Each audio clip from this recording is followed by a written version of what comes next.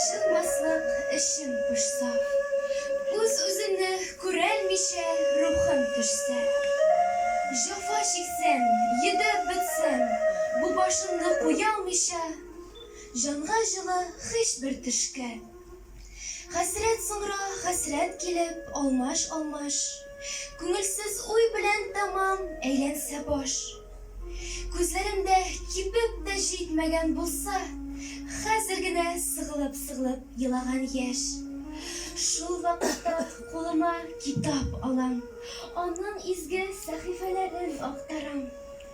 Рәхәтләнеп китә шунда җаным, тәнем, шуннан гына дәртләремә дәрман табам. Укып барган һәрбер юлым, һәрбер сүзем була миңа юл күрсәткече йолдызым. Сөйми башлыйм бу дөньяның ваклыкларын, ачыладыр, нурланадыр күңелем, күзем. Җиңелләнәм, мәгъсүмләнәм мин шул чакта. Рәхмәт әйтәм укыганым шул китапка. Ышанычым арта минем үз-үземә, өмид белән карый башлыйм булачакка.